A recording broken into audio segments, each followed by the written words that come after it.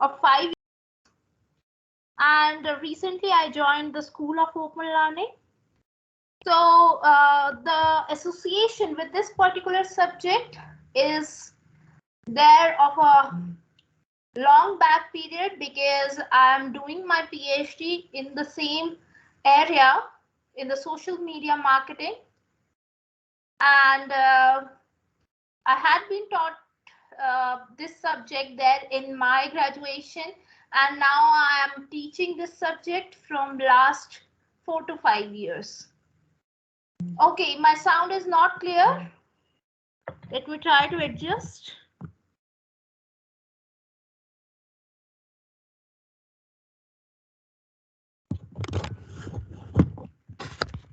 Is my voice clear now?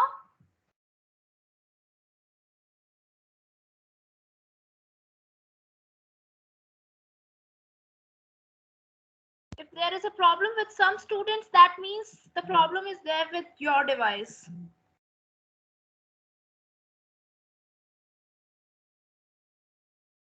Okay. So I got it. Now let's start the session.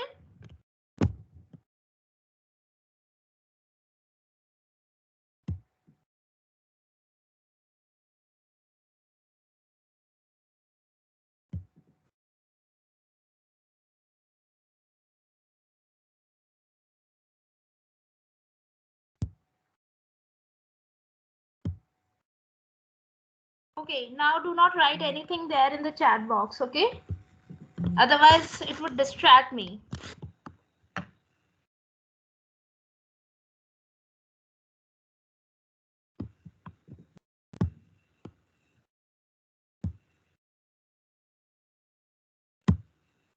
Okay, so this is your paper, e-commerce.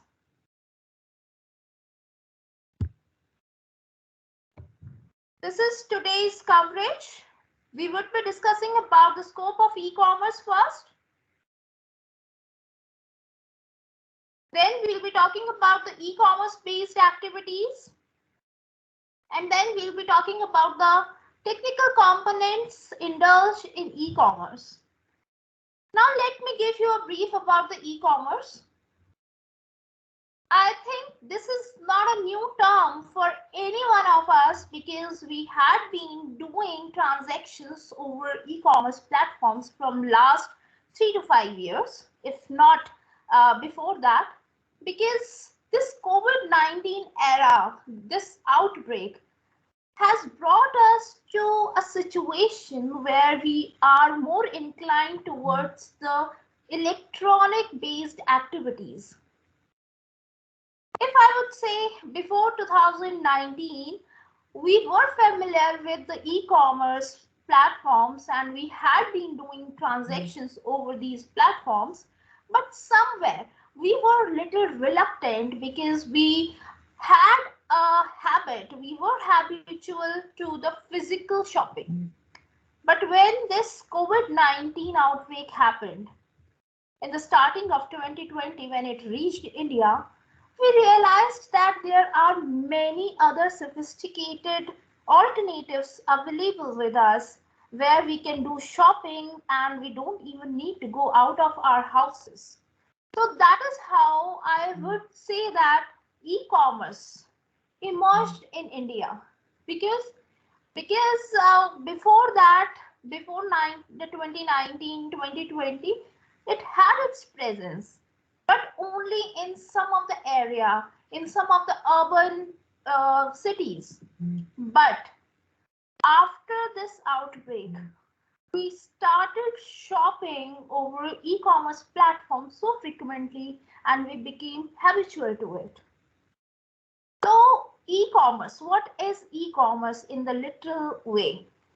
E-commerce, when you do transactions, when you do shopping, when you purchase something over any electronic platform where the seller is there and a buyer is there, that particular transaction, that relation would be known as the e-commerce or e-commerce activity. Here we head towards the formal definition of e-commerce. So e-commerce or electronic commerce, of course, is the activity of electronically buying or selling of products on online services or over the internet. So basically, here we purchase something as a customer, or if we are the seller, we are selling something over an electronic platform. That electronic platform can connect us through the internet, or we can also connect to a purchaser or a seller over telephone. So if we are purchasing something over telephone, that would also be considered as e-commerce. However, the internet is not involved here.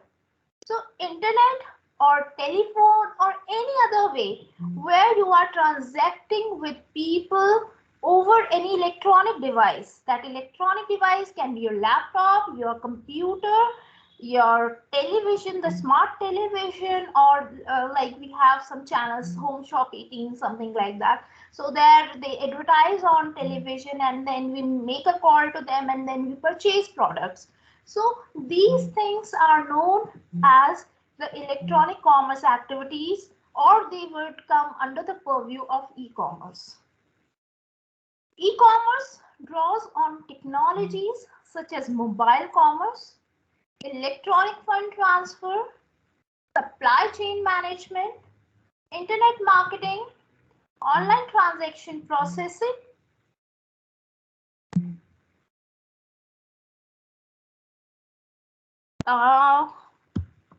Here we have a request from some of the students that I need to explain in Hindi. अच्छा ठीक है, let me explain in Hindi as well. Electronic commerce या e commerce जो है, आप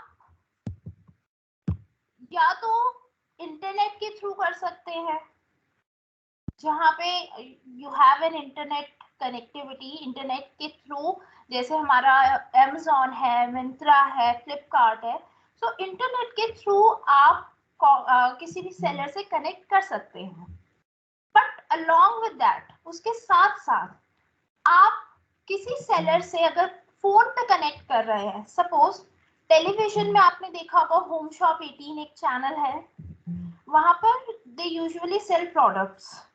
तो अगर किसी प्रोडक्ट को पसंद करके आप उनको कॉल करके कहते हैं और वो आपको डिलीवर करते हैं और आप पैसा ट्रांसफर करते हैं, सो वहां पे इंटरनेट इन्वॉल्व नहीं था, लेकिन कहीं ना कहीं आप एक इलेक्ट्रॉनिक डिवाइस का यूज कर रहे थे ट्रांजैक्शन के लिए, या फिर आपने वो प्रोडक्ट किसी इलेक्ट्रॉनिक डिवाइस पे देखा, इसीलिए वो भी आपका ई कॉमर्स एक्टिविटी के अंडर आएगा. मैंने अभी तक आपको ये समझाया है. Is it clear now?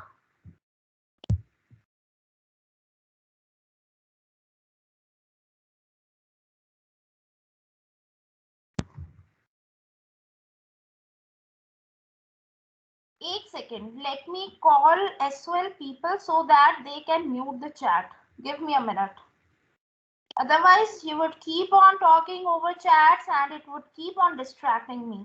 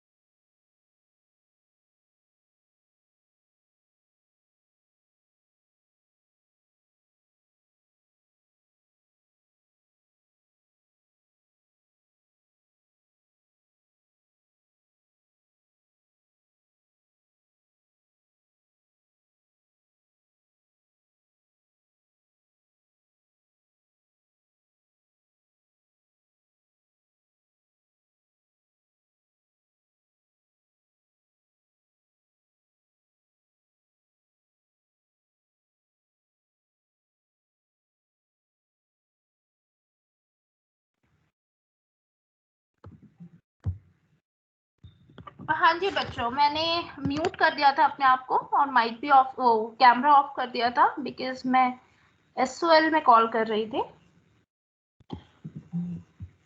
Yeah, I have a query or a suggestion there. Let me see.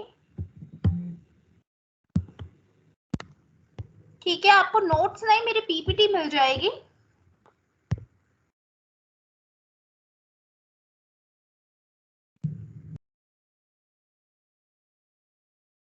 हाँ जी, तनीषा हांडा कहती हैं कि if we use some physical shop to purchase goods but use an electronic medium to pay, will it be considered e-commerce? So it would be considered partial e-commerce because you are making an electronic payment. Electronic payment is a part of e-commerce but it cannot define the whole e-commerce.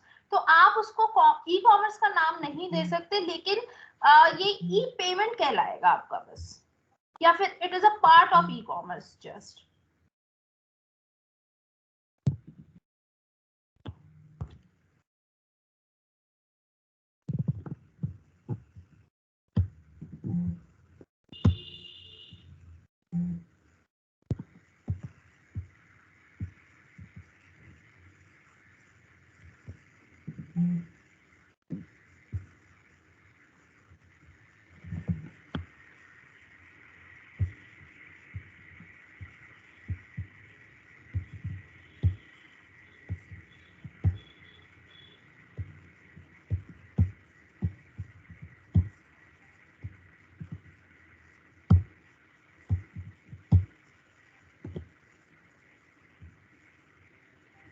Okay, या मैं आपको study material भी दूंगी. मेरी PPTs आपको एक link पर मिल जाएंगे.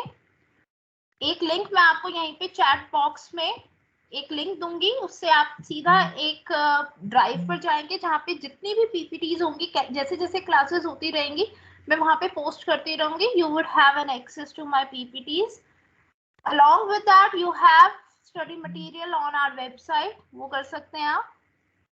और ऑफलाइन क्लासेस तो आपकी स्टार्ट हो ही रही हैं. सो ऑनलाइन क्लास आपकी एक होगी जिसमें all of you can connect. Otherwise आपको ऑफलाइन क्लासेस लेनी है तो आप ऑफलाइन क्लासेस भी जाकर ले सकते हैं. हमने बेसिकली ऑनलाइन क्लासेस उनके लिए लगाई हैं जो किसी भी कारण से नहीं आ सकते, लाइक दिल्ली से बाहर रहते हैं या फिर जॉब करते हैं या कोई भी रीजन है. So they can connect to us from the online class. Otherwise they can go for the offline as well. तो simultaneously चलेंगी. जो कोर्स यहाँ पर होगा वही ऑफलाइन में भी होगा. चलिए, now let me go back to my PPT. So we were discussing about the e-commerce. So e-commerce is not just restricted to the e-commerce over the internet, but internet marketing or internet commerce is just a part of e-commerce. जहाँ पे electronic device involve है, for example television, आपका phone, आप call से कोई चीज मंगवा रहे हैं, या फिर ऑफ कोर्स लैपटॉप या फिर कंप्यूटर है, तो ये सारे इलेक्ट्रॉनिक डिवाइस ई कॉमर्स में यूज हो सकते हैं. E-commerce draws on technology such as mobile commerce. Mobile commerce भी ई-कॉमर्स का एक पार्ट है. अब आप जब इंटरनेट यूज करते हैं मोबाइल फोन में, और सपोज मैं अमेज़न से कोई चीज मंगवा रही हूँ, तो अमेज़न मैं अपने लैपटॉप में भी ओपन कर सकती हूँ या फिर मैं अपने फोन में भी कर सकती हूँ. तो जब मैं अपने लैपटॉप में ओपन कर रही हूँ तो this is just e commerce.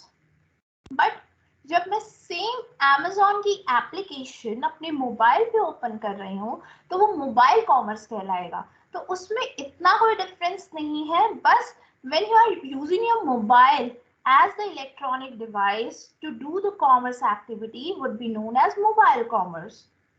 Electronic funds transfer, ये जो तनीषा ने पूछा था, इलेक्ट्रॉनिक फंड ट्रांसफर तो ई कॉमर्स का ही पार्ट है फंड्स ट्रांसफर करना. जैसे ई बैंकिंग, अगर मैंने कोई ट्रांजैक्शन की है अपने बैंक के साथ या फिर किसी और को पैसे भेजे हैं, उसमें बैंक में इन्वॉल्व है, मैंने पेटीएम के थ्रू किया है या फिर गूगल पे के थ्रू किया है, तो ये भी ई कॉमर्स एक्टिविटी में इन्वॉल्व है, क्योंकि ये भी एक तरीके की कॉमर्स एक्टिविटी है. बैंक्स जो है वो भी कॉमर्स में इन्वॉल्व है, वो भी एक तरीके का व्यापार कर रहे हैं. वो आपके पैसे को अपने पास रखते हैं, उस पर आपको इंटरेस्ट देते हैं, लेकिन उसी पैसे को आगे यूज करते हैं। तो उनका भी एक तरीके का व्यापार है। इसीलिए जब भी हम ई बैंकिंग भी यूज करते हैं, वो भी ई कॉमर्स का ही एक पार्ट होता है। किसी को भी फंड्स ट्रांसफर कर रहे हैं, वो भी इलेक्ट्रॉनिक कॉमर्स का पार्ट होता है। इलेक्ट्रॉनिक कॉमर्स नहीं होता है, लेकिन उसका एक पार्ट होता है। Supply chain management. Supply chain management का मतलब है कि आपके कुछ सप्लायर्स होंगे। फॉर एग्जाम्पल, मैं Amazon पर एक सेलर हूँ, कुछ चीजें मैं Amazon पर बेचती हूँ। For example mobile phones. अब मोबाइल फोन्स को मैं तो कस्टमर तक पहुंचाती हूँ, लेकिन कस्टमर से पहले मुझे वही मोबाइल फोन सप्लायर से लेने होते हैं। तो जब मैं सप्लायर से भी एक कनेक्शन बनाकर लेती हूँ मोबाइल के थ्रू या इलेक्ट्रॉनिक डिवाइस के थ्रू, तो वो सप्लाई चेन मैनेजमेंट कहलाता है। तो अभी तक तो आपने देखा होगा कि बायर टू सेलर और सेलर टू बायर ट्रांजैक्शन चलते हैं, लेकिन सेलर टू सेलर भी आपने सुना होगा, बिजनेस टू बिजनेस भी सुना होगा। तो वो एक सप्लाई चेन मैनेजमेंट होता है, जिसमें आप कनेक्ट करते हैं अपने सप्लायर्स से और अपने डिस्ट्रीब्यूटर्स से इलेक्ट्रॉनिक चेन के through. Next, internet marketing. Internet marketing का मतलब है कि आप जो चीज बेच रहे हैं उसको प्रमोट भी अगर इलेक्ट्रॉनिक डिवाइसेस पे कर रहे हैं, तो that would also be a part of e commerce. For example, आपने देखा होगा कि Amazon पे अगर आपने कोई चीज सर्च करी है और उसके बाद अपना फेसबुक अकाउंट खोला है, तो उस पे उसी चीज की एडवर्टीजमेंट आने लगती है। It is a kind of internet marketing जो इलेक्ट्रॉनिक डिवाइसेस पे होती है। तो जब जब आप कोई ट्रांजैक्शन करते हैं, तो सिर्फ ट्रांजैक्शन तक ही वो चीज सीमित नहीं होती, उसकी एडवर्टीजमेंट भी की जाती है, उसके डिस्काउंट्स भी आपको दिए जाते हैं। तो ये सारी जब एक्टिविटीज इंटरनेट पर होती हैं, तो वो भी ई कॉमर्स का पार्ट होती है। नेक्स्ट है ऑनलाइन ट्रांजैक्शन प्रोसेसिंग। जब आप कोई चीज Amazon से खरीदते हैं, तो आपने उनको पेमेंट कर दी। पेमेंट आपने चाहे गूगल पे के थ्रू की या पेटीएम या Amazon पे के थ्रू की, तो उसके लिए एक ट्रांजैक्शन प्रोसेसिंग होती है। So that would also be a part of e commerce. Next, electronic data interchange.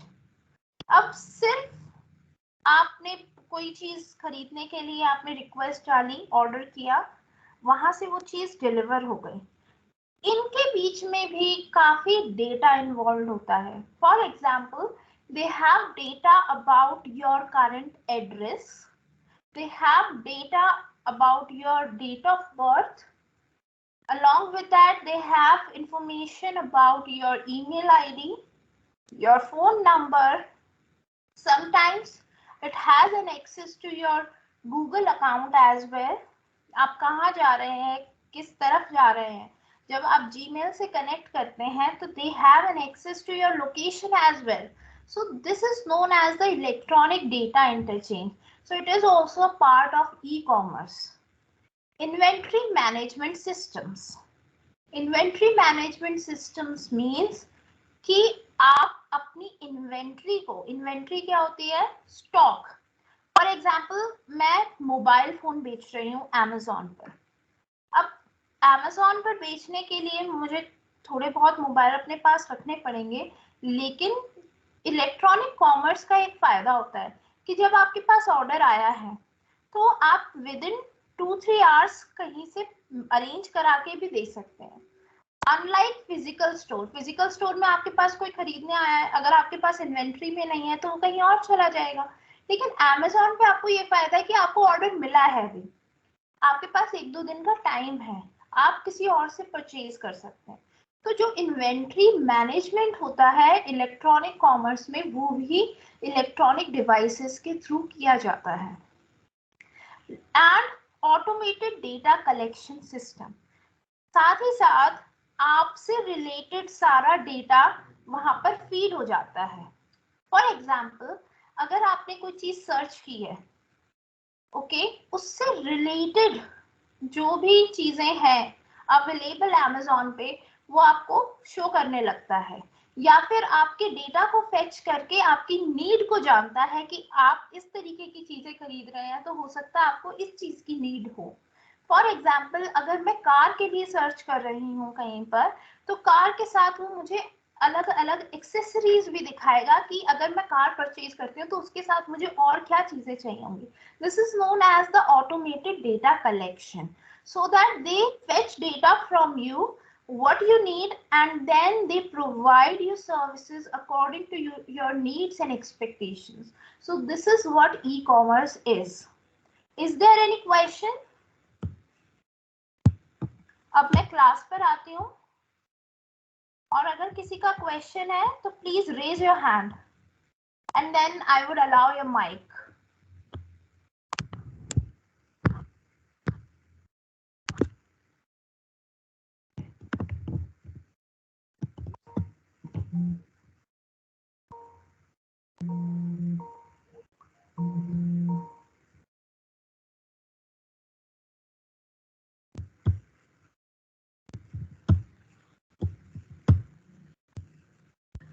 Yeah, you can raise your hands now if there is any question.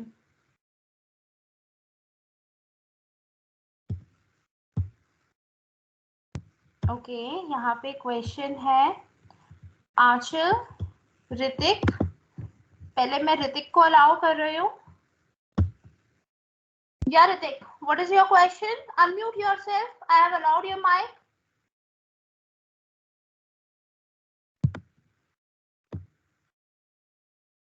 Good afternoon. You are not audible clearly. थोड़ा सा clear बोलिए। Ma'am मेरा question ये है कि helpline number होता है, उस पर कॉल किया था ऑफलाइन क्लास के रिगार्डिंग। जब मैंने उन पर कॉल किया तो वो बोलते हैं कि आपकी ऑफलाइन क्लास नहीं होगी क्योंकि आपको ऑनलाइन मैसेज आया है, बट आप बता रहे हैं कि आप ऑफलाइन क्लास भी ले सकते हैं। तो वो मेरे को कंफ्यूजन है, ऑफलाइन क्लास आगे होंगी या नहीं होंगी, या ऑनलाइन ही हमें कंटिन्यू करना होगा? देखो, अभी तो तुम्हारी ऑनलाइन चल रही हैं, ऑफलाइन का भी हमारे माइंड में है कि हम ऑफलाइन आगे स्टार्ट करेंगे, लेकिन जब तक तुम्हारी ऑनलाइन चल रही है तो अभी ऑनलाइन लेते रहो। जैसे ही तुम्हें ऑफलाइन का मैसेज आ जाएगा, then you can go there. Okay ma'am. And ma'am जो पीटीपी है, एक वन मोर क्वेश्चन और था मैम, जो पीटीपी आप सेंड करोगे मैम, उसके लिए आप कोई सर्टेन ग्रुप बनवाओगे या आप मतलब डायरेक्ट लिंक दोगे? पहले जैसे नहीं, लिंक आता था मैं हर क्लास में लिंक आपको दे दूंगी, आप सीधा उस पर क्लिक करेंगे तो आपको पीपीटी मिल जाएगी। तो मैम मेरी कोई हम्बल रिक्वेस्ट थी, इन केस जैसे आप अगर कोई ग्रुप बनवाते हैं तो उसमें मुझे जरूर ऐड कर लीजिएगा, बट इन केस जैसे कोई बार होता है कि क्लास स्किप हो जाती है, तो उस टाइम की जो पीटीपी है वो कहाँ से अरेंज करूं? तो आप कोई सजेशन देना चाहेंगे उस कंडीशन में? नहीं नहीं, क्लास की पीपीटी मिस ही नहीं होगी। आप लिंक तो सेम रहेगा। आप जो आज मैं अगर लिंक दूंगी आपको, तो लास्ट तक वही लिंक रहेगा। आप उस पर जाएंगे तो आपको हर क्लास की पीपीटी उस क्लास के बाद मिल जाएगी। जैसे आज वाली पीपीटी मैं आज शाम तक अपलोड कर दूंगी, मैं आपको एक लिंक दे दूंगी अभी, और वो लास्ट तक लिंक सेम ही रहेगा, तो आपका मिस होगा ही नहीं। Okay ma'am, but in case जैसे कोई कनेक्शन इशू आता है या कुछ भी एनी इशू आता है, तो उस कारण से बोल रहा हूँ मैं। हाँ, तो अगर कोई भी ऐसा इशू आता है तो आप कभी भी कनेक्ट कर सकते हैं एसओएल से, और आपको प्रोवाइड करवा दी जाएगी। ओके मैम, तो उसके लिए मुझे कैंपस जाना पड़ेगा? नहीं कैसे नहीं, आप पूरा? कॉल पे कनेक्ट कर सकते हैं। Okay, thank you ma'am. Next query है आंचल की। आंचल को अलाउ कर देते हैं हम।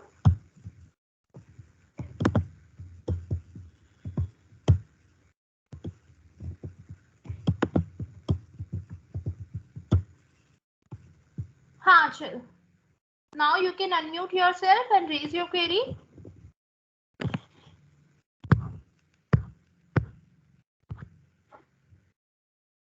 Afternoon ma'am. Good afternoon. Ma'am मेरे पास सोल का तो कोई मैसेज आता ही नहीं है, तो फिर वो कैसे होगा? आपने फोन नंबर गलत दिया होगा, जाके वो करेक्ट नहीं करो। मैम, फोन नंबर तो सही है लेकिन आता ही नहीं है।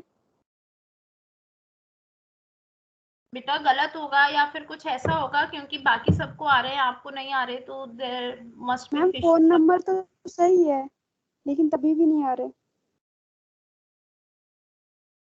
एक बार एसएल जाकर पता कर लो फिर। ठीक है, अभी मैं क्लास से रिलेटेड आपसे क्वेरी पूछ रही हूँ, आप क्लास से क्वेश्चन उससे रिलेटेड पूछिए। Bhavya,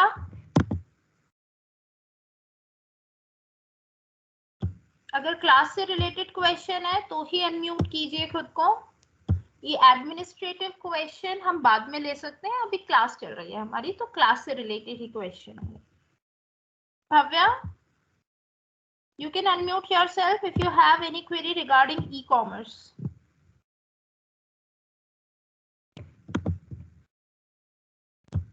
Okay, Bhavya is not there, I guess. Abhishek Kumar.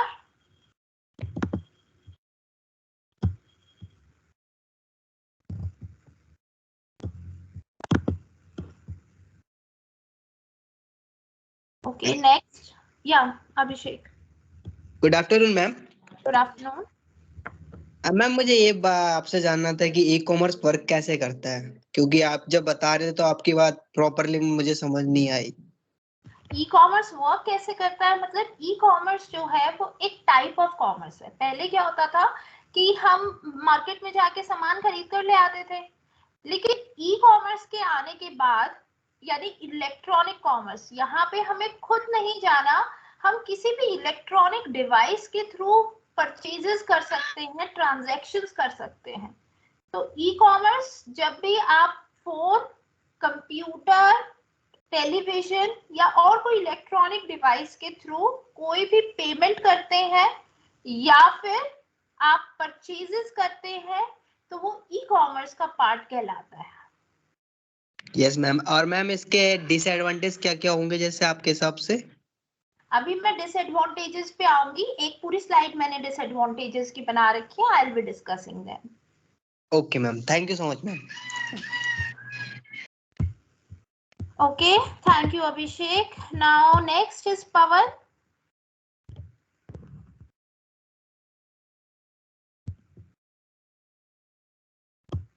पवन, आप क्या पूछना चाहते हैं?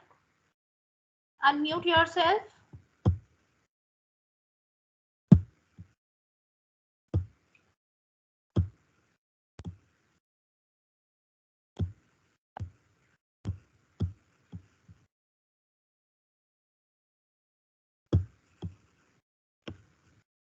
चेतना,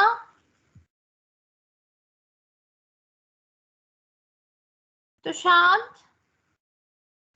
good afternoon ma'am. Good afternoon Chetna. Ma'am आप एक बार वो डाटा वाला पॉइंट जो था और इन्वेंट्री मैनेजमेंट वाला पॉइंट, ये दोनों एक बार दोबारा से समझा दीजिए। हाँ, डेटा का क्या है कि आप जब भी किसी भी ई कॉमर्स वेबसाइट पे साइन इन करते हैं, आई एम श्योर आप किसी न किसी की एप्लीकेशन आपने डाउनलोड कर ही रखी होगी, तो they ask you few questions regarding your date of birth, your email ID, your mobile phone and your address. ये तो चार चीजें वो लेते ही हैं। जी मैम। इसके अलावा भी उनके पास आपका बहुत सारा डेटा होता है जो हमें नहीं पता होता, लेकिन हम कहीं ना कहीं उनके साथ शेयर करते हैं। फॉर एग्जाम्पल, मैंने मन बना रखा है कि मुझे कोई चीज खरीदनी है, जैसे मुझे लैपटॉप खरीदना है। जैसे ही मैं वहां पर जाके सर्च करती हूँ लैपटॉप, उनके डेटा इन्वेंट्री में चला जाता है। इन्वेंट्री एक अलग चीज है, डेटा इन्वेंट्री एक अलग चीज है। तो यानी डेटाबेस में चला जाता है कि मुझे एक लैपटॉप की नीड है। अब वो क्या करते हैं, जैसे ही मैं नेक्स्ट टाइम जाती हूँ अमेजोन पे, वो मुझे बहुत अच्छे अच्छे लैपटॉप दिखाते हैं और उसकी स्कीम्स दिखाते हैं। इसका मतलब कहीं ना कहीं वो एक डेटाबेस क्रिएट कर रहे हैं एक कस्टमर के बारे में, और ऐसे ही उनके मिलियंस ऑफ कस्टमर्स हैं और हर एक के बारे में वो डेटा कलेक्ट करते हैं। और उसी के साथ, जैसे अगर आप फेसबुक पर जाएंगे, जैसे मैंने अमेजोन पे लैपटॉप सर्च किया, उसके बाद मैंने अपना फेसबुक अकाउंट खोला, तो वहां पे भी वो एडवर्टाइज करेंगे लैपटॉप्स के बारे में, क्योंकि उनको पता चल गया है कि मेरे माइंड में है कि मुझे नया लैपटॉप खरीदना है। तो ये तो हो गया डेटाबेस। इसी तरीके से इन्वेंट्री का मतलब है यानी स्टॉक बचा के रखना। मैंने आपको बताया कि अगर आपके पास फिजिकल शॉप है, उस पे आप मोबाइल फोन्स बेच रहे हैं, तो आपके पास ज्यादा इन्वेंट्री होनी चाहिए, क्योंकि एकदम से कस्टमर आएगा, आपको साथ के साथ सेल करनी पड़ेगी। लेकिन अगर आप इलेक्ट्रॉनिक कॉमर्स पे हैं, तो आप इजीली इन्वेंट्री को मैनेज कर सकते हैं, क्योंकि आपको ज्यादा इन्वेंट्री रखने की नीड नहीं है। आज ऑर्डर आया, कल तक मुझे देना है, मैं जाकर परचेज करके लाकर भी दे सकती हूँ, अगर इन्वेंट्री में नहीं है, यानी स्टॉक में नहीं है तो। और ई कॉमर्स में इन्वेंट्री मैनेजमेंट सिस्टम भी इलेक्ट्रॉनिकली किया जाता है।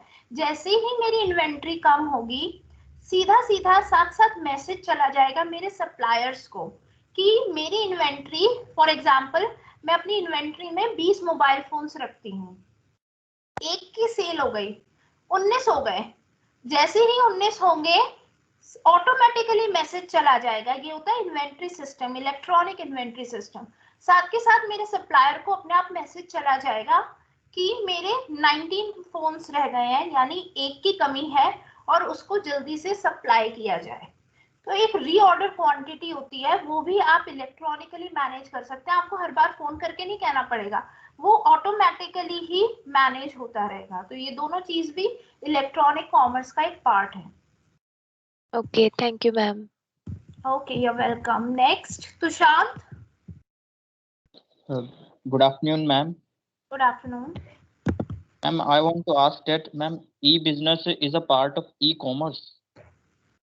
E-commerce is a part of e-business.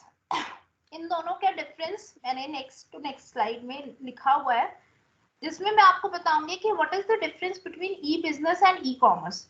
E-commerce जो है वो रिस्ट्रिक्टेड है सिर्फ ट्रांजैक्शन से दो लोगों के बीच, लेकिन जो ई-बिजनेस है वो एक ब्रॉडर कैटेगरी है, जिसमें हर चीज, बिजनेस का हर पार्ट जो है वो इलेक्ट्रॉनिकली कंट्रोल किया जाता है।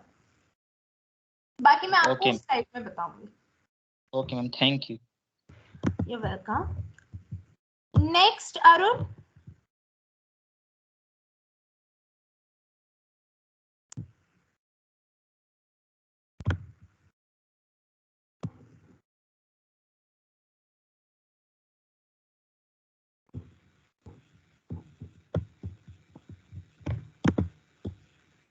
Ma'am, I Yeah. have a query, ma'am. Ma'am, how we related, ma'am, supply chain to ma'am e-commerce, ma'am? Supply chain का क्या मतलब होता है? सप्लाई चेन मैनेजमेंट का होता है कि कुछ सप्लायर्स हैं, एक फैक्ट्री है, कुछ डिस्ट्रीब्यूटर्स हैं, फिर कस्टमर्स हैं, या डिस्ट्रीब्यूटर्स हैं, फिर होलसेलर्स हैं, फिर रिटेलर्स हैं, और फिर कस्टमर्स हैं। That is how our supply chain works. So in e-commerce we manage the whole supply chain electronically, so that I can order the quantity to suppliers. अब suppliers को भी मैं electronically कह सकती हूँ कि मुझे इतनी क्वांटिटी की जरूरत है। मैं अपने डिस्ट्रीब्यूटर्स पे भी कंट्रोल रख सकती हूँ इलेक्ट्रॉनिकली, और इसी तरीके से रिटेलर्स और होलसेलर्स पे भी। तो यहाँ पे ये कहते हैं कि बिजनेस जो है वो सिर्फ कस्टमर से ही डील नहीं करता इलेक्ट्रॉनिकली, लेकिन बाकी के जो इंटरमीडिएरीज हैं, सप्लायर्स हैं, डिस्ट्रीब्यूटर्स हैं, होलसेलर्स हैं, रिटेलर्स हैं, इन सबके साथ भी ट्रांजैक्शन जो है वो इलेक्ट्रॉनिकली किया जाता है। Got it Pawan? Yeah, ma'am. But ma'am, it's ma'am work on ma'am sometime ma'am physical. So ma'am. हाँ, फिजिकली भी होता है, मैं ये नहीं कह रही। Electronic commerce doesn't mean that everything is being done electronically. नहीं, इसका मतलब ये नहीं है कि सब कुछ ही इलेक्ट्रॉनिकली हो गया और फिजिकली नहीं होगा। कुछ कुछ चीजों में आपको फिजिकली जरूरत होती है, जैसे कि अगर आप कोई भी सामान मंगवाया है आपने, ठीक है, आपने उसका ऑर्डर तो इलेक्ट्रॉनिकली दे दिया, लेकिन वो डिलीवर तो फिजिकली हो रहा है।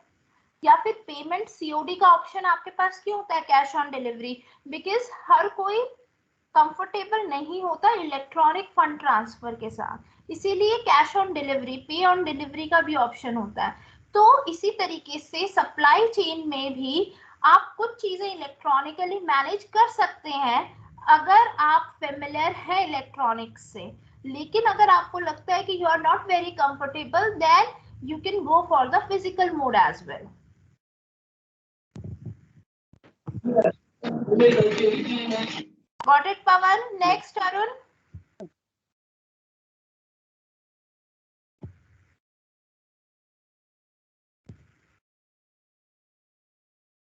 बोलिए।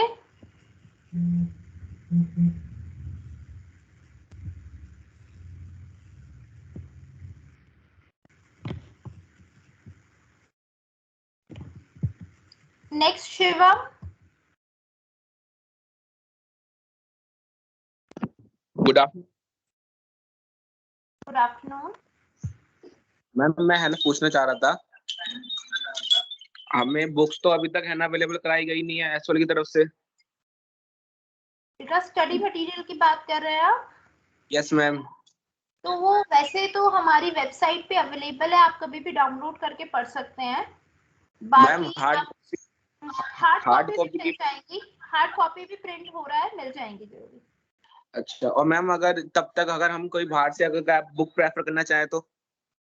हाँ, आप ले सकते हैं। ई कॉमर्स कौन के सी? लिए मैं बता सकती हूँ। कौन सी मैम? ई कॉमर्स के लिए आप डॉक्टर सुशीला मदान की एक बुक है, वो ले सकते हैं। सुशीला मदान? हाँ। Okay ma'am, thank you ma'am.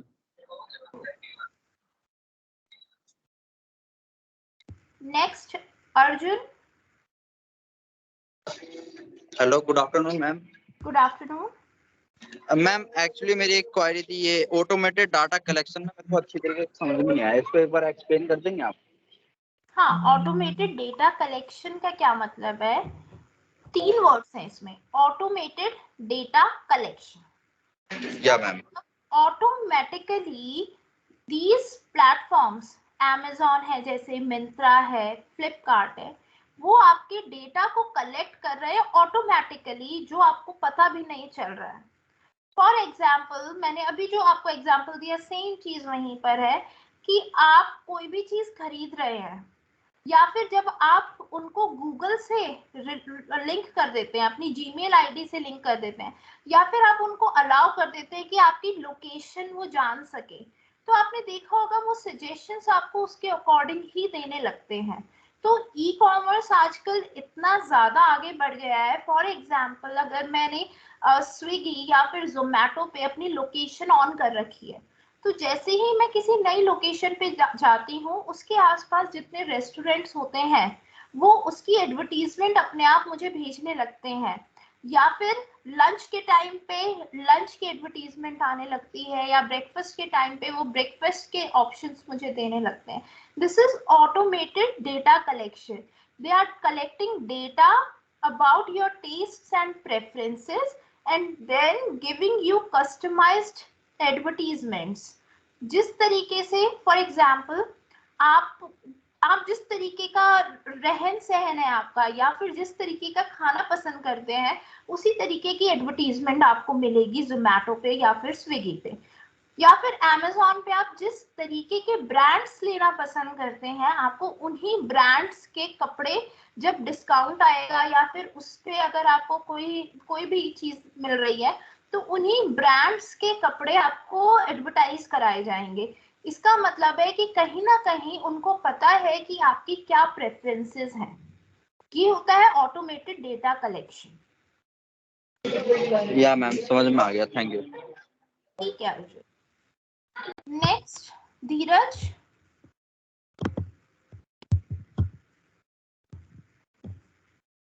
Dheeraj,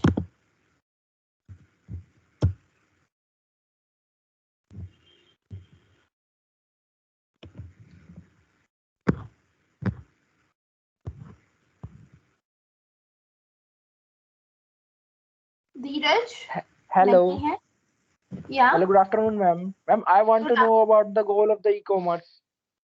Goal of the e-commerce, Yes, just ma'am. to penetrate the market to the fullest. That means अगर मैंने यहाँ पे कोई फिजिकल शॉप लगाई है, तो कौन कौन आ सकता है शॉप पर? आसपास के लोग आएंगे।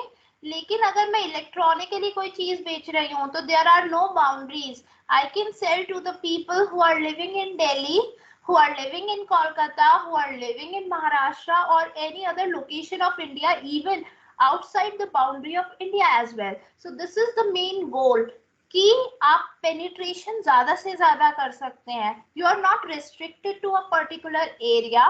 At the same time, you can easily reach out people within no time. That means आप इतना ज़्यादा टाइम नहीं लगाते एडवर्टीजमेंट करने के लिए या फिर लोगों तक पहुंचने के लिए.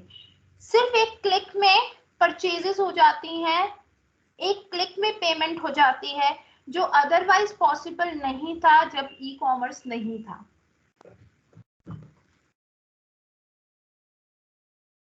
Got it, Dheeraj? Yes, ma'am. Ma'am, otherwise, please tell me about B2B and B2C. Sorry, B2B and C2C what? Yes, ma'am. What do I need to explain about them? Ma'am that's business to business में जैसे हम होता है कि company के बीच में online होता है या इसमें भी मतलब जाने माने का वो कुछ होता है? नहीं, इसमें ऑनलाइन ही होता है B2B बिजनेस, लेकिन वो बिजनेस मॉडल्स जो ई कॉमर्स के हैं वो आपके थर्ड क्लास में पढ़ाए जाएंगे, जिसमें B2B, B2C, C2G and B2E काफी 6 मॉडल्स हैं जो आपको पढ़ाए जाएंगे, वो थर्ड क्लास में आपका है. ठीक है? Okay ma'am, thank you. Okay Dheeraj. Next Mansi.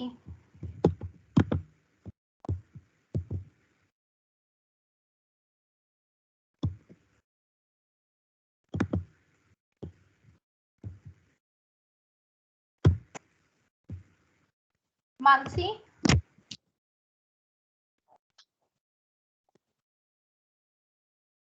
Am I audible? Yes, you are. Hello. Yes, you are audible, Mansi. Hello, ma'am. Yeah, hello. Ma'am, Yeah, what is it? जैसे बुक्स नहीं मिल रही 10 years के exams के लिए. You are not perfectly audible, but I got your question कि आपको books नहीं मिल रही तो how would you prepare for the exams? So आपको स्टडी मटेरियल अवेलेबल है हमारी वेबसाइट पे. बुक मैंने आपको बता दी है, पीपीटी मैं दे दूंगी, क्लासेस वुड बी इनफ. तो ये 4 चीजें अगर आप अच्छे से कर लोगे तो you would be able to appear in the exam. या Mansi? Are 10 years enough for the exam? No, don't refer to the 10 years because their answers are not reliable. Ma'am, 10 years enough. नहीं है 10 year enough. मानसी आप सुन नहीं रहे हैं, शायद आपकी network problem है कुछ.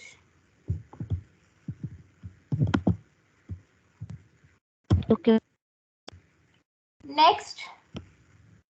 अब ये लास्ट क्वेश्चन ले रहे हैं हम बिकॉज ऑलरेडी क्लास का टाइम बहुत जा चुका है. निमी.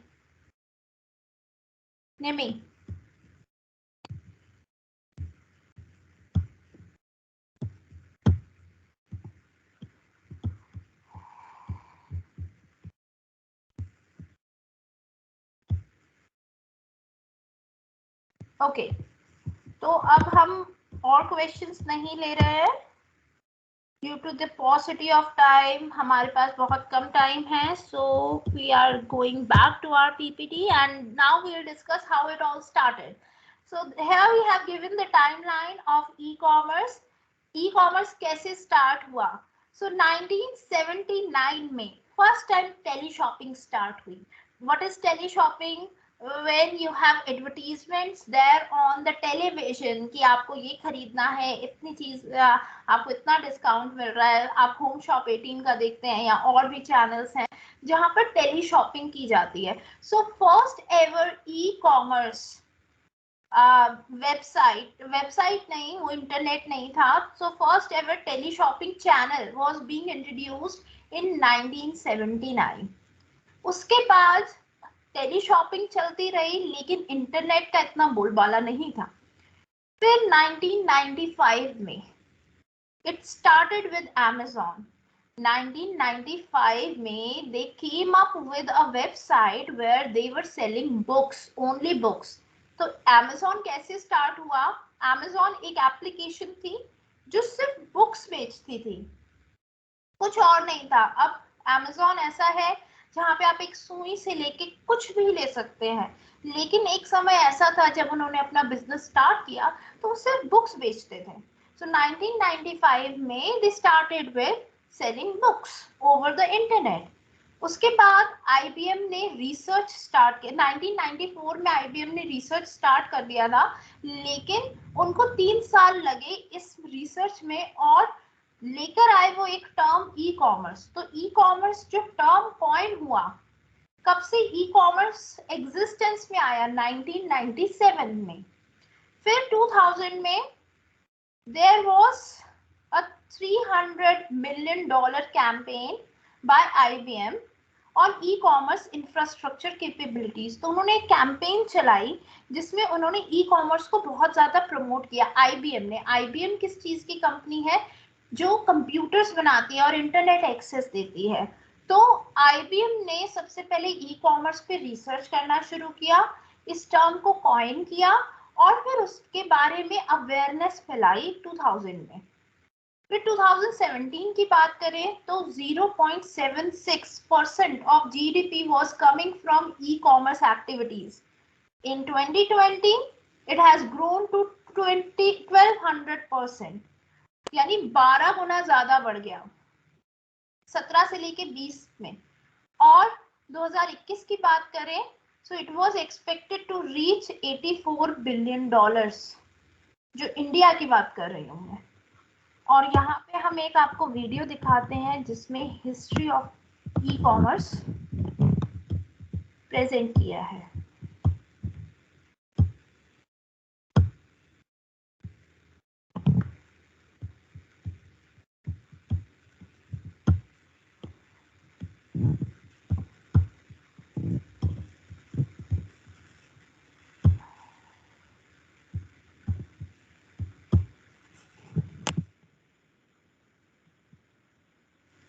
यहाँ पे हिस्ट्री ऑफ ई कॉमर्स है।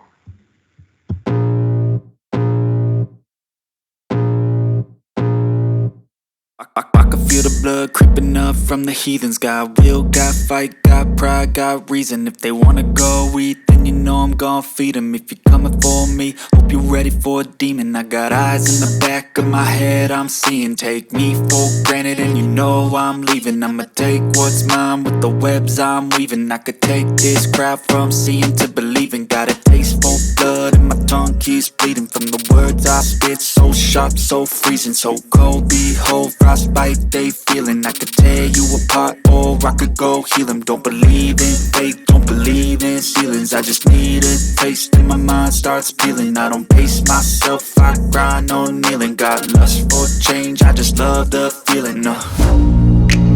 I ain't gonna give up. Got too little time, I'ma live up. Head down, push forward through the tough times. Cause anything worth doing is a tough climb. And I ain't gonna give up. Got too little time, I'ma live up.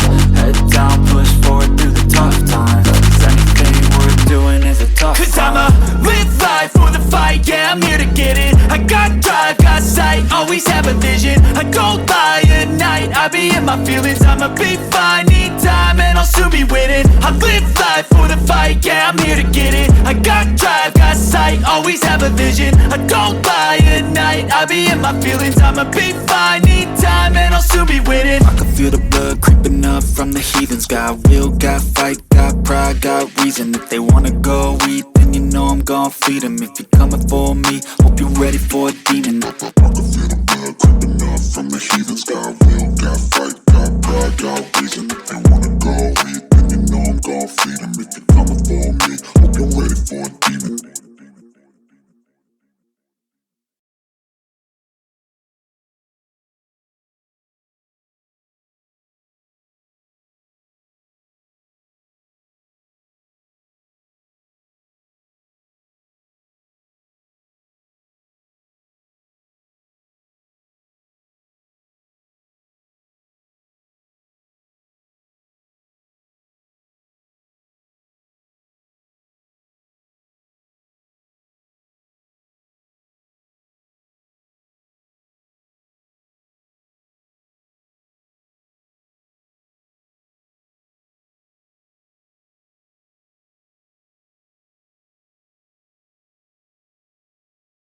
e-commerce, how it evolved from 1979 and it has reached to an era where everything is electronic. हम कोई भी चीज खरीदनी है, be it groceries or something, even there are uplas available there on Amazon, तो आप Amazon पे कुछ भी ले सकते हैं. So that is how it has evolved in the countries like India, और जो हमसे advanced country हैं वहाँ पे बहुत पहले से इसका presence है. एक और वीडियो है.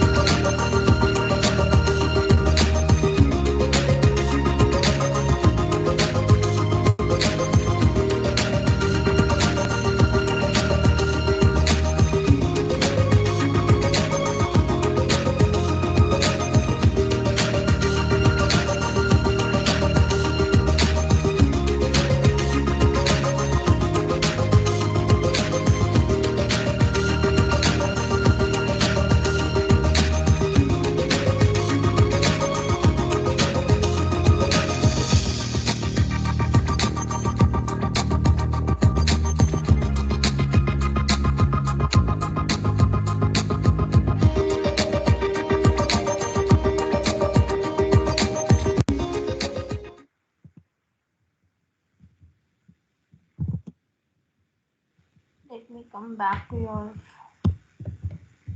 class.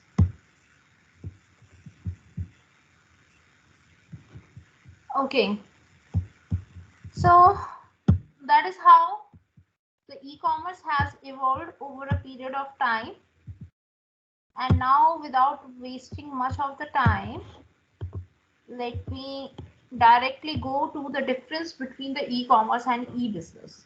So as there was a query raised by a student कि e-commerce जो है वो क्या e-business का पार्ट है या e-business जो है e-commerce का पार्ट है, तो मैं कहूँगी कि e-commerce जो है वो e-business का पार्ट है. अब जो business है, business आप खुद सोच सकते हैं कि business में कितनी सारी activities involved होती हैं. बिजनेस में आप ट्रांजैक्शन करते हैं कस्टमर के साथ, वो तो एक पार्ट है इसका, लेकिन उसके अलावा आपके कुछ शेयर होल्डर्स होते हैं, आपके कुछ सप्लायर्स होते हैं, आपके डिस्ट्रीब्यूटर्स होते हैं, आप सोसाइटी से ट्रांजैक्ट करते हैं, सोसाइटी के लिए काम करते हैं, आप गवर्नमेंट के साथ ट्रांजैक्ट करते हैं. तो ये सारी चीजें, यानी कस्टमर तो सिर्फ एक पार्ट हो गया बिजनेस का, उसके अलावा भी आप बहुत सारी एक्टिविटीज करते हैं.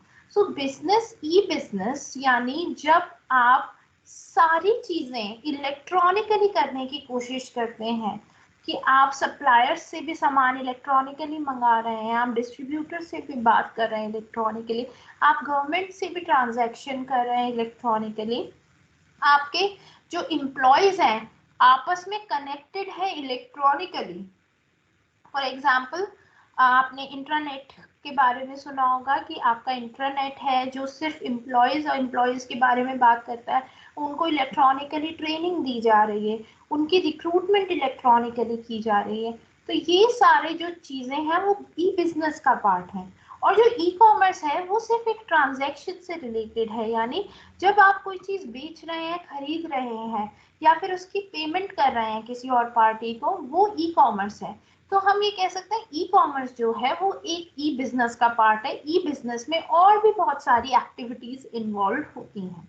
सो this is the basic difference. E commerce एक छोटी चीज है, ई बिजनेस एक अम्ब्रेला टर्म है जिसमें ई कॉमर्स को हम फिट कर देते हैं, लेकिन इसमें और भी एक्टिविटीज इन्वॉल्व होती हैं. अब हम एडवांटेजेस की बात करेंगे कि ई कॉमर्स के क्या एडवांटेजेस हैं, क्या फायदे हैं हमें ई कॉमर्स को इनकॉर्पोरेट करने के. अदरवाइज तो हमारा फिजिकल कॉमर्स में काम चल रहा था इतने सालों से, लेकिन why we are shifting towards e commerce. So first of the things is easy to set up.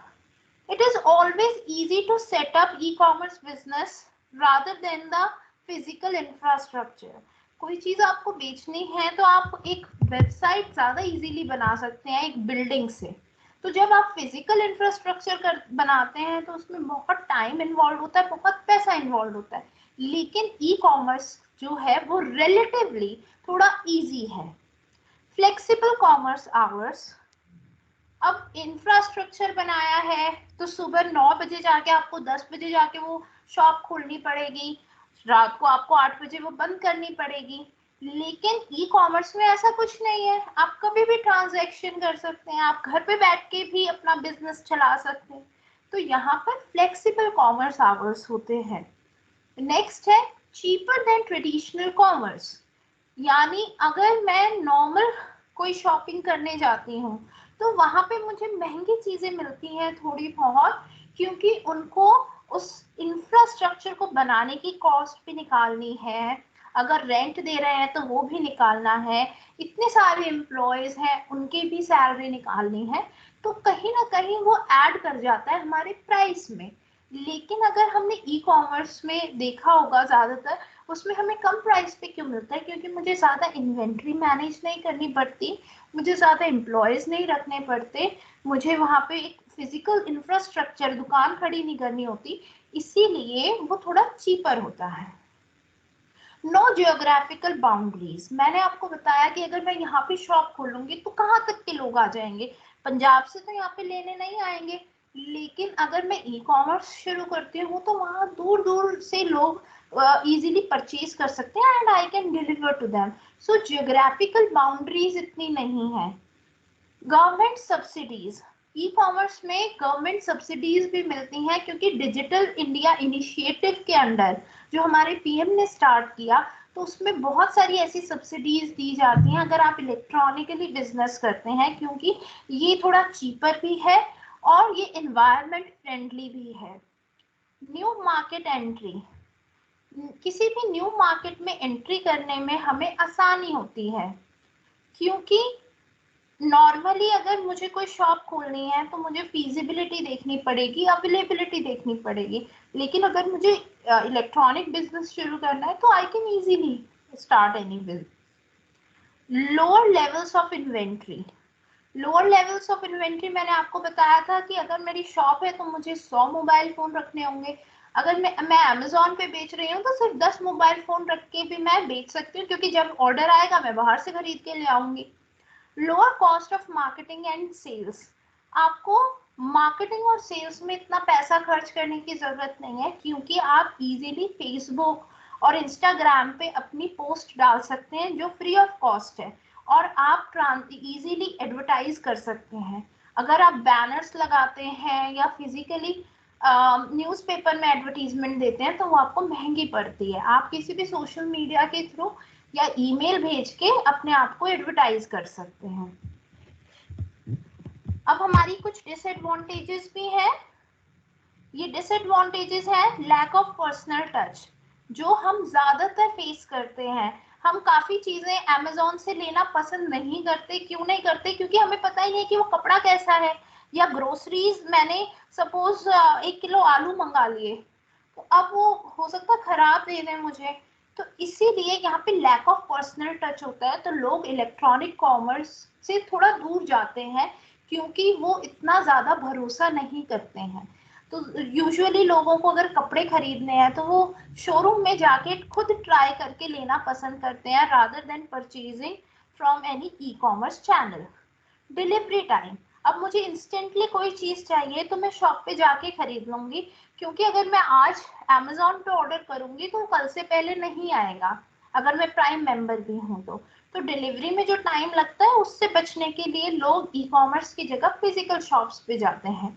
Security issues, कभी कभी हम पेमेंट कर रहे होते हैं, वो पेमेंट फेल हो जाती है, पैसे कट जाते हैं, वापस नहीं आते, इस तरीके के बहुत सिक्योरिटी इश्यूज होते हैं।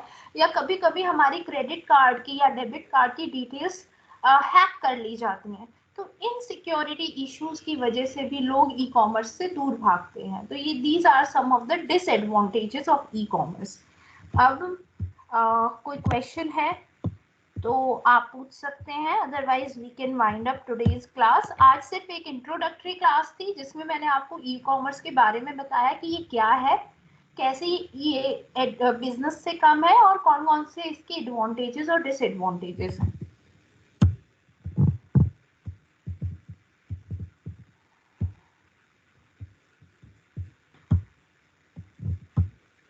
अब आप बताइए, आपका कोई क्वेश्चन है तो you can raise your hand. Okay, so यहाँ पे कृष्णा मिश्रा।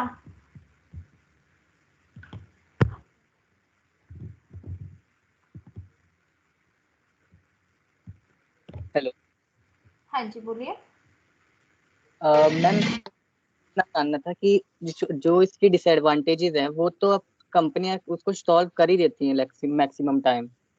तो मैम जैसे इसमें एक जो मेरे को गलत लग रहा है कि lack of personal issue, ma'am ये समझ नहीं आया मेरे, क्योंकि अब तो कंपनियां आपको कोई हाँ चीज खरीदनी है, ठीक है, अब आपको सेलर के बारे में नहीं पता। इवन हमारे साथ भी कई बार होता है कि हम Amazon से लेना पसंद नहीं करते, क्योंकि हमें लगता है अगर कोई गड़बड़ हो गई, अगर कोई चीज में गड़बड़ हो जाती है, जैसे इलेक्ट्रॉनिक कोई आइटम लिया है तो किसी शॉप से लिया तो हम जाके इजीली उनसे बोल देते हैं, लेकिन अगर हमने Amazon से लिया होता है तो हमें काफी कॉल्स करनी पड़ती हैं कस्टमर केयर पे, और फिर वो आते हैं, कई बार नहीं भी आते, कई बार अच्छे से रिस्पॉन्ड नहीं करते।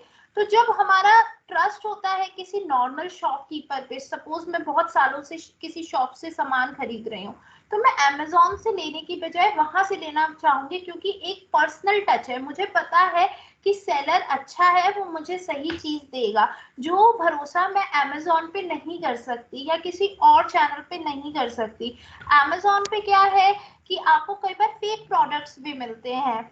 यूजुअली हम शूज वगैरह Amazon से लेना पसंद नहीं करते हैं, क्योंकि हमें लगता है कि वो कॉपी हो सकते हैं। हम rather than purchasing them from Amazon, हम शोरूम में जाके लेना पसंद करते हैं ताकि हमें ओरिजिनल प्रोडक्ट मिल सके। So this is the lack of trust and lack of personal touch, जिसमें पर्सनली आप किसी चीज को नहीं देख पाते या जान पाते। कई बार हम कपड़े लेना चाहते हैं तो कपड़ा हमें पता नहीं चलता कि वो किस तरीके का कपड़ा है, देखने में वो अच्छा लगता है लेकिन जब वो डिलीवर होता है वो उस तरीके का नहीं होता है। तो इन केसेस में हम शोरूम में जाके कपड़ा खरीदना ज्यादा पसंद करते हैं। तो ये एक डिसएडवांटेज है ई कॉमर्स का। Fake advertisement type, fake advertisement कह सकते हो, या फिर वो फेक नहीं करते लेकिन हम उसको पर्सनली फील नहीं कर पाते चीज को, इसीलिए वो खरीदते नहीं है वहां से। उनकी तरफ से फेक एडवर्टीजमेंट नहीं हो रही है लेकिन हमें सेटिस्फैक्शन नहीं मिल रहा है। Okay ma'am, thank you. Okay,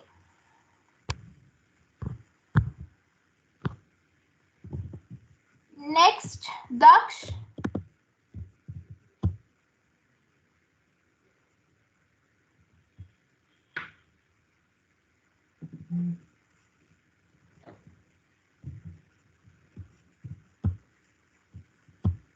hello, हाँ जी, आफ्टरनून मैम। बोलिए। Ma'am, I want to ask कि जो डिलीवरी टाइम है इसमें ज़्यादा होता है, ज़्यादा डिलीवरी टाइम लेते हैं मैम ये ऑनलाइन पे, ठीक है मैम। तो इनको हम कॉल करते हैं तो फिर ये इश्यूज हमें इतना क्यों बताता है कि ये इशू हो सकता है, ये इशू हो सकता है, तो ऐसा क्यों होता है इसमें? यानी डिलीवरी टाइम क्यों लेते हैं इतना, आप ये पूछना चाह रहे हैं?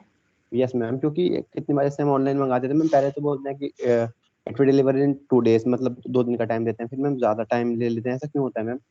एक्चुअली क्या होता है कि कई बार इन्वेंट्री में उनके पास नहीं होता, वो एस्टिमेटेड डिलीवरी टाइम दिखाते हैं, लेकिन ड्यू टू कुछ रीजंस की वजह से, जैसे कई बार वेदर कंड्यूसिव नहीं है, या फिर उनका जो डिलीवरी बॉय है उसकी तबीयत खराब हो गई है, या फिर उनकी इन्वेंट्री में नहीं है, या फिर उनको कहीं दूर से लाना है, उनकी फ्लाइट लेट हो गई है, तो ये सारे रीजन हो सकते हैं जो डिलीवरी में लैग आता है। और एक ये भी है कि अब यहाँ पे बाउंड्रीज नहीं है, तो ये मैन्युफैक्चरिंग यूनिट्स या फिर वेयर हाउसेस ऐसी जगह पे रखते हैं जहाँ पे इनको सस्ता पड़ता है। फॉर एग्जाम्पल मैं अपने एक्सपीरियंस से बताती हूँ, मैंने लास्ट मंथ एक पर्स ऑर्डर किया था। अब वो पर्स जो है वो दिल्ली में इजीली अवेलेबल है, क्योंकि बैगेट के शोरूम अलग अलग जगह काफी हैं। मैंने एक बैगेट का पर्स ऑर्डर किया था, लेकिन वो पर्स जो है वो महाराष्ट्र से आया और इसीलिए उसको आने में ऑलमोस्ट 1 हफ्ता लग गया, जो कि मैं इजीली दिल्ली में जाके कहीं से भी ले सकती थी। अब ये क्यों हुआ?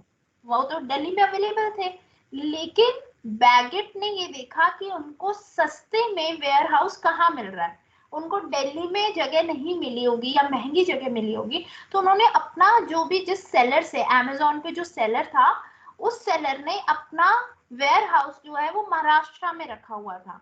तो महाराष्ट्र से पर्स पहले दिल्ली आया, दिल्ली से पहले गुड़गांव आया, फिर दिल्ली आया, इस तरीके से उसको 1 हफ्ता लग गया आने में।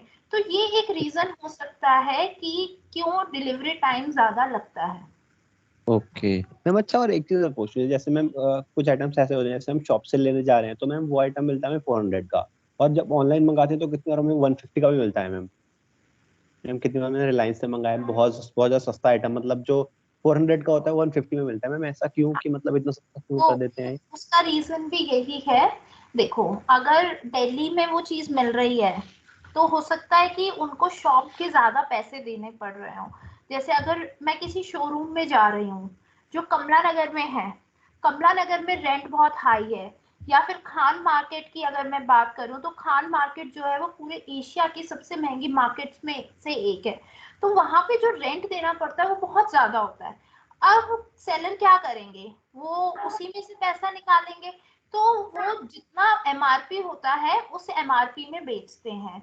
लेकिन अगर मैं इलेक्ट्रॉनिक कॉमर्स कर रही हूँ तो मुझे वेयर हाउस खान मार्केट में रखने की क्या जरूरत है, मैं किसी भी एक गांव में रख सकती हूँ जहाँ पे मुझे बहुत सस्ती जगह मिल रही है, और मुझे फिर वो एमआरपी पे बेचने की जरूरत नहीं पड़ेगी, मैं लोगों को हेवी डिस्काउंट दे सकती हूँ। तो ऐसा होता है, इसीलिए हमें इलेक्ट्रॉनिक कॉमर्स पे चीजें सस्ती मिल जाती हैं, क्योंकि उनको शोरूम का खर्चा उठाना नहीं पड़ रहा, एम्प्लॉयज का खर्चा नहीं उठाना पड़ रहा, जो अदरवाइज फिजिकल शॉप में उठाना पड़ता है। या मैम उसमें उठाना पड़ता है, बिल्कुल। Okay, thank you ma'am. Welcome. Next, बस हम एक क्वेश्चन और लेंगे अभी, because it's already 4:10। Nikunj,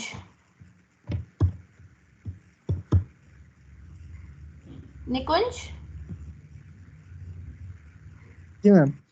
ma'am ये पूछना, इसके अंदर आपको जैसे अपन कोई भी सामान खरीदते हैं तो उसके अंदर सिक्योरिटी इश्यूज होते हैं, कोई भी चीज खराब हो जाती है, जैसे अपन इलेक्ट्रॉनिक आइटम मंगाते हैं तो इलेक्ट्रॉनिक अपन रिटर्न करते हैं तो उसके अंदर आप वापस पैसे नहीं मिलते, कारण नहीं, रिटर्न पे पैसे मिल जाते हैं।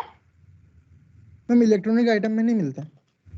इलेक्ट्रॉनिक में भी मिल जाते हैं, ऐसा नहीं है। वो 15 डेज बैक उसका गारंटी देते हैं, तो कोई भी चीज खराब होती है तो वो मिल जाते हैं, या फिर उसकी जो वारंटी होती है उसके अकॉर्डिंग वो आ जाते हैं। जी मैम, थैंक यू। क्या आप गलत कह रहे हैं कि नहीं मिलते हैं? मिलते हैं। इवन इलेक्ट्रॉनिक आइटम, क्या मैंने लास्ट मंथ नेल पेंट मंगाया था, वो नेल पेंट टूटा हुआ आया था तो उन्होंने वापस लेके और मुझे सारे नए नेल पेंट दिए थे। तो वो कोई भी चीज होती है वो रिटर्न ले लेते हैं। और मैम इंट्रा ट्रेड क्या होता है? Sorry, intra trade? Intra trade? Yes ma'am. Intra trade का मतलब होता है जब आपस में सेलर्स ट्रेड करते हैं, जैसे एक सेलर ने दूसरे को बेचा, आपस में ही जब ट्रेड कर रहे होते हैं कस्टमर्स को छोड़ के, वो intra trade. Okay ma'am, thank you. So that's all for today. In next class, we'll discuss that what is the need of e-commerce and what are the technical components available in e-commerce. So आज के लिए सिर्फ introductory class थी. Introduction was enough. And see you in the next class. Bye bye. Take care.